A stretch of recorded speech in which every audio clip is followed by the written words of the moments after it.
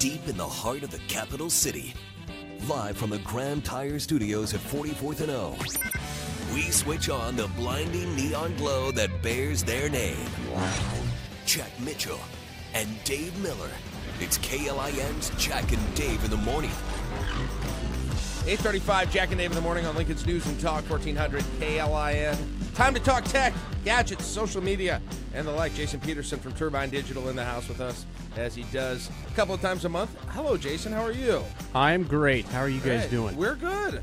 We're very good. We've got some beautiful weather coming our way. Yes, we do. Got a lot of good topics here to get into, and so I want to jump right into it. I want to get into this list of apps, but a couple of news items here first that I want to kind of throw out here to the table and discuss a little bit. During Sunday's speech about terrorism, one of the things that, Dave, I don't know that we got to this yet, but he called, it seemed like, on tech companies to help America fight the Islamic State. Right. And it was, quote, "I will urge high-tech and law enforcement leaders to make it harder for terrorists to use technology to escape from justice." Now, I don't know exactly what that means.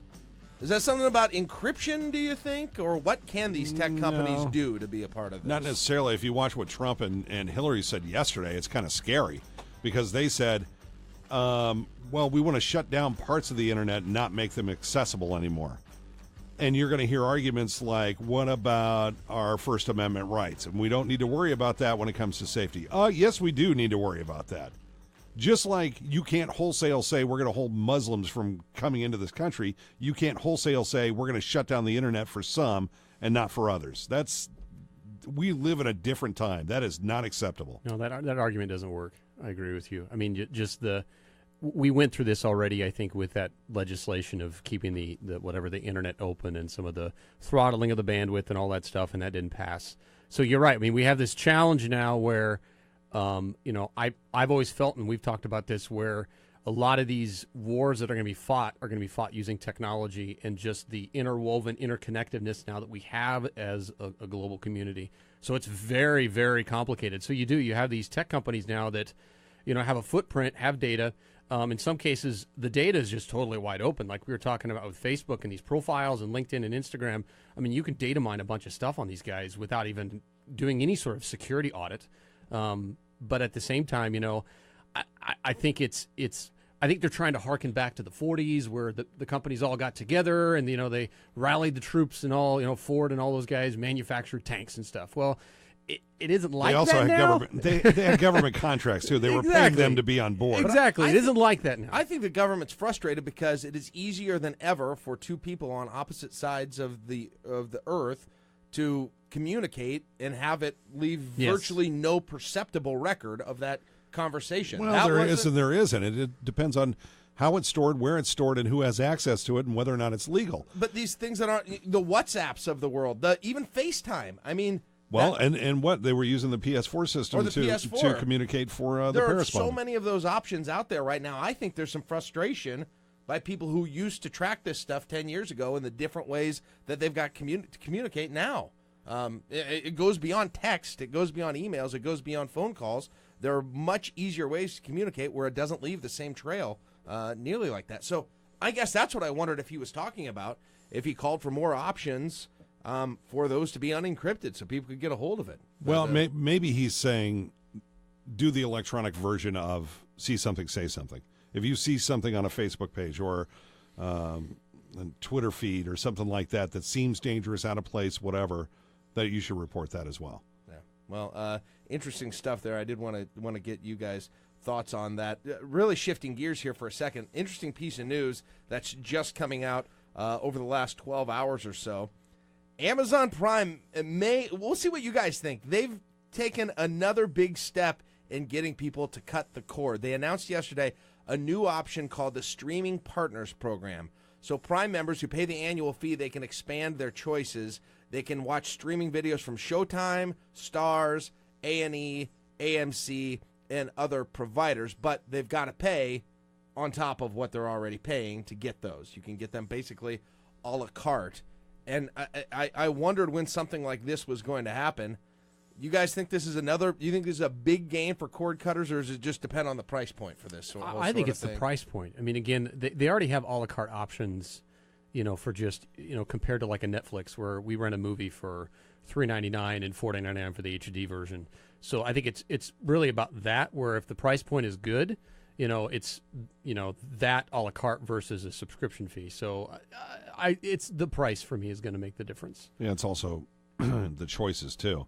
I mean, an all-you-can-eat buffet, if you're allergic to avocados and it's all avocados, is not a good deal necessarily. So, I mean, these movie services are great, but when you get to news and sports channels, then you're really on to something. You're right. Then people are going to cut cords. But movie options, I've got movie options. I've got 4 different movie options right now. Bundling it on Amazon as opposed to Netflix doesn't make any difference if it's coming through a Roku, and you can get it anyway. It's the same way. I mean, it's the same thing. HBO to go. I don't know how many people that made people cut the cord, but that's people that want to jump on Game of Thrones or something like that. But news and sports, when that's when that goes, when that's going to be cataclysmic. $9 a month if you want to add Showtime, basically, which gives you the live streaming channel, and then when shows are over, they're available to stream after the fact. It might be it might be worth it to get into Homeland. Yeah, I was going to say Homeland is their biggest and maybe property, catch up on right? that. Yeah, but other than that, I don't know that I would keep it for a long time. Yeah, and I mean, and I always worry about these too when they have these movie channels that are available like HBO to go or Showtime. Are there parental permissions too? Because my kids are on Netflix all the time, and I don't want them just getting into HBO and some of the weird stuff that they have programming. right. So Well, for Netflix, they do each family member in our family has an account, so that's I nice. got that. But you do that through Amazon, let's say. Yeah, There's a lot of HBO stuff Amazon Amazon doesn't have that, or at Right. least that I use it yet. But we'll see. Each channel is going to be offered a la carte. It's going to be, as I said, Showtime and Stars, AMC. And AMC, that's Fargo, right? Is Fargo No, AMC? it's FX. FX is Fargo. AMC was Breaking Bad. Yes. And The Walking Dead. And The Walking Dead, and yeah. I mean, for some, it'll be a great deal. It depends on how you watch, I guess. But each of those will be separately. $9 a piece for Showtime and Stars. Acorn TV. What's Acorn TV? $5 a month. Lifetime Movie Club, $4 a month. Well, there goes your $4. Smithsonian. Your wife's got to get that. $4 a month. Oh, the Christmas movies are killing me right now. My wife loves those. You watch? Oh, my those on your gosh. house, too? We've got like 20 DVR'd in our DVR queue. Valerie It's Harper is hilarious. going to have a very special Christmas this year. That's what I understand.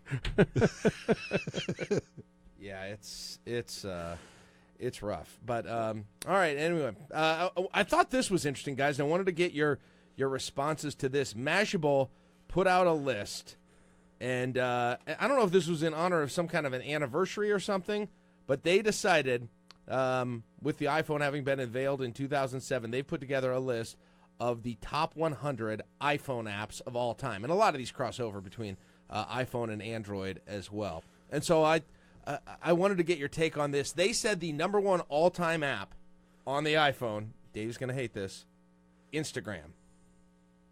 I don't hate it. I just think they're number wrong. one. I understand it's very used right now, but I think groundbreaking-wise, I think Twitter is Twitter was number 4 on the list. yeah, I understand that. Twitter was number 4. Where did Facebook land? Facebook was number 3. Yeah, so, I mean, that's your universe right there. Yeah. And everybody's usage is going to determine who they think should be number one, don't you think, Jason? I would agree. Yeah, it's whatever ecosystem you play in the most is going to be the Yeah. one you feel like is number one. But I guess the argument essentially is that there's no app that's anywhere near as influential as Instagram. They said its dominance is closely linked to the iPhone's popularity because it was exclusively on iPhone for the start, and maybe Apple owes something to Instagram for its popularity. You remember the big deal? You couldn't get it on Android at Yep, first, and it was I remember. only an Apple thing. That's true. I forgot about that. A few years back. Number 2, by the way, Google Maps is number 2 overall. And I get that. You guys use the Apple or the Google mapping function when you do directions, or do you? I don't know about you, Jason. I'm starting to use Google more and more. It seems to be more accurate. Yeah, I've than been using Apple the stuff. Google, especially since it's gotten updated Yeah, significantly. it looks a lot better, and it's a lot more user-friendly. I don't know that Totally I agree. haven't used enough of the two of them, but I get into the one. It depends whichever voice service I'm using, because normally I'm saying directions to, and I'm using voice services. And if I do it through Siri, it ends up with Apple. If I do it through the Google app, which, by the way, if you haven't tried it, is 100 times better than Siri in terms of. It's really stepped up. It's that awesome. Google app for I voice. love it. I use it all Isn't the it? time. I mean, I'm not no, exaggerating. no, it's it 100 is. times It is better than I Siri. literally instead of going to a browser, I use the Google app. Like and it's amazing. You ask it a question, and it'll it'll answer it. No, and it's Siri. the text-to-speech technology we've said always has It's been shocking. better. It's very, very good. I think that's almost the most impressive thing of the last 2-ish years is the advancement in text to speech. Or speech to text. This is so weird. I was talking to my dad about this not that long ago, and I said, "Do you remember when we used to go to Disney World in the late 70s, early 80s, and we would go through the Carousel of Progress, and we would go through Spaceship Earth, and they showed us what it was going to be like in the future?" Well, everything that they were doing then about what's going to be in the future is happening right now. They need to update those to be 30 kidding. years from now, because we're doing all that stuff. And my dad said, but what they never did and they never showed was text to whatever or speech to voice to, dictation. Yeah, opening apps, whatever. Because it's really amazing. He uses it all the time and he loves it. What do you guys think I think I'm over 50% now that I use voice rather than typing on my phone. I bet I'm about 50-50. I don't think I'm that high, but it depends. If I'm sitting down, that's fine. If I'm in a car, not so much. It's still hard to do. You almost have to pull over to do it. I love it, though. I agree. I do like it. I use it a high amount, maybe not 50%, but definitely way up there. I don't know what Android has for this, but Apple has the function now. If you're plugged in, if the phone is plugged in, you can just say, "Hey Siri," and so you can completely compose a text without even changing where your eye level is. Which I love. Which I'll do for my wife. I'll say, "Hey, hey Siri, text my wife and tell her, hey, I'm outside of your office," or something like that, while I'm driving there. So that's nice all the time. Which is great if it's plugged in. Yeah, I think it's got to be plugged in. The times that I always for need to that happen. stuff is when I'm not plugged in. Right. Yeah, absolutely. By the way, if you're wondering, to complete the top 10, number 5, the first game makes the list with Angry Birds. It was a great game. There's no question. And now they're Flappy coming. Bird was good too. They're coming out with a movie for it. What? 4 years too late? Yeah, nobody's going to go to this Way to thing. not capitalize quickly on that. Find My iPhone Yes. is 6. Oh, boy, do I use that. I've lost. You guys know that I've lost my stuff more times than I can count. It's ridiculous. Number 7, and I've never used this. I'm not familiar with it. WeChat. Do you know anything No, about this? I don't. I have to admit it. I know about it, but I never use it. No, I never did. It's a messaging thing. I suppose it's probably like what's the other big one that people use? Well, I'll probably get to it here. Number 8 was Vine. Number 9, YouTube. Number 10, Uber. If you're wondering, with the top 10, so, WhatsApp was the one that I was thinking WhatsApp, of. That's that. I think Uber and similar to WhatsApp that. are kind of the two apps that open up the idea of what our future is going to be. That there's going to be an app for everything, and your normal functions in your life, whether you're going to the laundromat or controlling the heat in your house, that there's going to be an app that controls things, and they really made that possible, which is great. So I think they should be high on the list. Should say, however, I've never used either one of them. And there were 2 apps that didn't even make the list out of all 100, and I went through all of them. Did you? Paper by 53 is a fantastic app, and I talk about it a lot, but I'm a graphics guy. Jason knows this. Yep. And, I'm right there with you. But it is a fantastic app. That's the best drawing one, period. Yeah, period. And the other one, oh, man, it just fell out of my head. I'll come up with it, but there was another one that didn't make the list. I'm like, why was that even not considered? That's weird. Some of the other ones that I don't know if they had the regular Google. Did they have the regular Google app on I here? don't know. I still think that honestly right now is The Google app now, but the Google app a year ago, not so much. right. No, just the straight Google one that you use predominantly for voice. I think is really one of the best, one of my most used ones at this point.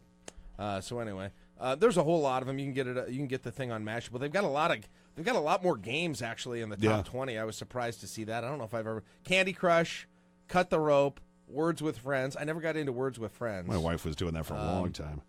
And then so there you go. Number 20, Tinder, which obviously all 3 of us are very familiar with. Absolutely. I'm on it right now. Look at her. Swipe left. Yep. All right, Jason. Hey, good stuff as always. We appreciate it. Let's we'll grab you here again in a couple weeks, perhaps. Let's see. It'll be 16, 20. No, we'll be off the air then. So we'll take a we'll take a little break here for a while. Have a great Christmas. If Yeah, we don't you see too, you guys. before then, Sure. we'll get back with you at the beginning of the year. Maybe do some tech predictions for 2016. As it were, and have a good time with this. Thanks so much for your time. We appreciate it, all You right? betcha, guys. There Thanks you so go. much. We'll be texting you. Jason Peterson. Sounds good. Turbine Digital. 8:50, take a break. Jack and Dave in the morning. Lincoln's News and Talk 1400 KLIN.